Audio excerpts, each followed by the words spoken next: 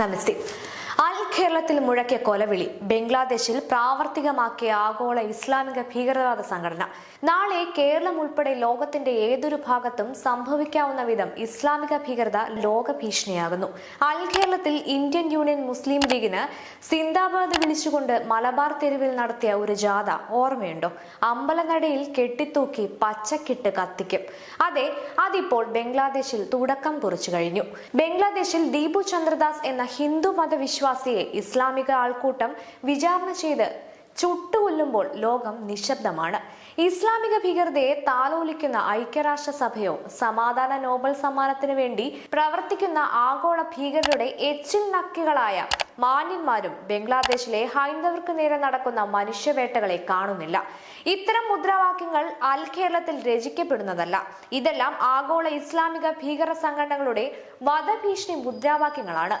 ആലപ്പുഴയിൽ സുഡാപ്പികൾ ഒരു മദ്രസ ബാലനെ തോളിൽ കയറ്റി വിളിപ്പിച്ച മുദ്രാവാക്യം നാം മറക്കുമോ? കുന്തിരിക്കും കരുതിക്കോ, അരിയും മലരും വാങ്ങി വെച്ചോ, വരുന്നുണ്ട് ഞങ്ങൾ, വരുന്നുണ്ട് നിന്റെയൊക്കെ കാലന്മാരെന്ന് തുടങ്ങുന്ന മുദ്രാവാക്യം അതേ അർത്ഥത്തിൽ അതേ ശൈലിയിൽ ബംഗ്ലാദേശിൽ നടന്ന ഒരു തെരുവ് പ്രകടനത്തിൽ ഒരാളുടെ തോളത്തിരുന്ന് ഒരു മദ്രസ ബാലൻ ആവേശപൂർവ്വം വിളിക്കുന്ന വീഡിയോ നമ്മുടെ സോഷ്യൽ മീഡിയയിൽ വൈറലായിരുന്നു.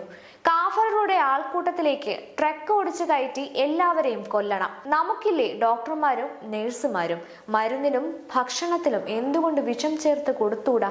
ഇങ്ങനെയുള്ള നിരവധി വധഭീഷണി പ്രസംഗങ്ങൾ ആഗോളതലത്തിൽ ഇസ്ലാമിക ഭീകരർ അക്ഷരം പ്രതി നടപ്പാക്കുന്നതും പ്രചരിപ്പിക്കുന്നതും നാം കാണുന്നു.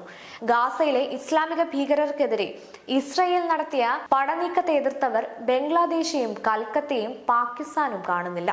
ബംഗ്ലാദേശിലും പാകിസ്ഥാനിലും കൊൽക്കത്തയിലുമുള്ള ന്യൂനപക്ഷങ്ങൾ അനുഭവിക്കുന്ന കൊടും ക്രൂരതകളുടെ നേർക്കാഴ്ചയാണ് നാം ഇപ്പോൾ കാണുന്നത്. സ്വന്തം മണ്ണിൽ നീതി ലഭിക്കാത്ത ഇവർക്ക് വേണ്ടി ഭാരതം CAA വാതിൽ തുറക്കുന്നതിനെയാണ് ഇന്ത്യ വിരുദ്ധർ എതിർക്കുന്നത്. ബംഗ്ലാദേശ് ഹിന്ദു വംശഹത്യക്കെതിരെ സംസ്ഥാന വ്യാപകമായി ഇന്നും നാളെയും വിശ്വ ഹിന്ദു പരിഷത്ത് പ്രാദേശിക അടിസ്ഥാനത്തിൽ പ്രതിഷേധ ജ്വാലയ്ക്ക് ആഹ്വാനം ചെയ്തിരിക്കുകയാണ്. സംസ്ഥാന വർക്കിംഗ് പ്രസിഡന്റ് VR രാജശേഖരന്റെ വാക്കുകളിലേക്ക്. കഴിഞ്ഞ ദിവസം ബംഗ്ലാദേശിലെ മതന്യൂനപക്ഷമായ ഹൈന്ദവ വിഭാഗത്തിൽപ്പെട്ട ഒരു കുടുംബത്തിലേക്ക് ഇസ്ലാമിക തീവ്രവാദികളെ ഇരച്ചു കയറുകയും മതനിന്ദ ആരോപിച്ചുകൊണ്ട് ആ ഭവനത്തിൽ നിന്നും ഒരു യുവാവിനെ മർദ്ദിച്ചവശനാക്കി പുറത്തേക്ക് വലിച്ചെറിഞ്ഞ് അയാളുടെ കാലുകളിലെ കയറ് കെട്ടി വലിച്ച് തെരുവിൽ കൊണ്ടുവന്ന് വീണ്ടും അതികഠിനമായി മർദ്ദിച്ചവശനാക്കി മരത്തിൽ കെട്ടിത്തൂക്കി പച്ചയ്ക്ക് കത്തിച്ചതായ ലോക മനസാക്ഷിയെ ഞെട്ടിച്ച അതിദാരുണമായ ക്രൂരമായ ഒരു സംഭവ വികാസം അരങ്ങേറിയിട്ടുണ്ട്. ബംഗ്ലാദേശിന്റെ രൂപീകരണ സമയത്ത് ഏതാണ്ട് 7% ഹിന്ദു സഹോദരങ്ങള് ആ ഭൂമിയിൽ ഉണ്ടായിരുന്നു എങ്കിൽ ഇന്ന് കേവലം 1% മാത്രമാണ് അവശേഷിക്കുന്നത്. മതപരിവർത്തനത്തിലൂടെയും അതിരൂക്ഷമായ ഭീകരമായ മർദ്ദനങ്ങളിലൂടെയും അവരെ ഇല്ലായ്മ ചെയ്തതാണ് എന്ന് നമുക്ക് കാണാൻ കഴിയുന്നു. അകാരണമായി മതനിന്ദ ആരോപിക്കുക, അവരെ കൊല്ലാക്കൊല ചെയ്യുക, അല്ലെങ്കിൽ കൊലപ്പെടുത്തുക എന്ന സംഭവം ഒരു നിത്യസംഭവമായി ബംഗ്ലാദേശില് അരങ്ങേറുകയാണ്. ഇതൊക്കെ തന്നെയും ഇപ്പോഴത്തെ സർക്കാരിന്റെ ഒരു മൗനാനുവാദത്തോടു കൂടി നടക്കുന്നു എന്ന് വേണം കരുതുവാൻ. അതുകൊണ്ട് ഇത് കേരളത്തിനുള്ള ഒരു പാഠമാണ്, ഭാരതത്തിനുള്ള ഒരു പാഠമാണ്. കേരളത്തില് സൂചന നൽകുകയുണ്ടായി. ആലപ്പുഴയില് അവര് നടത്തിയ പ്രകടനത്തില് വളരെ കൃത്യമായി പറഞ്ഞിടലും മലരും പൂവും ഒക്കെ കരുതിക്കോ, കൂട്ടത്തിൽ പറഞ്ഞു കുന്തിരിക്കവും കരുതിക്കോ. എന്തിനു വേണ്ടിയാണെന്ന് കൂടി കേവലം 12 വയസ്സിൽ താഴെ പ്രായമുള്ള ഒരു കുട്ടിയെ കൊണ്ട് വളരെ കൃത്യമായി പറയിപ്പിക്കുകയും ചെയ്തു. വരുന്നുണ്ടടാ നിന്റെയൊക്കെ കാലന്മാരെന്ന സൂചന. അത് കഴിഞ്ഞ് മലപ്പുറത്ത് വെച്ച് കേൾക്കാനിടയായ മറ്റൊരു സംഭവം ഉണ്ടായിരുന്നു.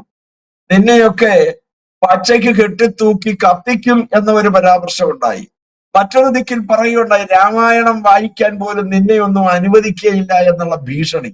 ഇതിനൊന്നും തന്നെ ശക്തമായ യാതൊരു നിയമ നടപടികളും സ്വീകരിക്കുവാൻ കേരള സർക്കാർ ഒരിക്കലും തയ്യാറായിട്ടില്ല.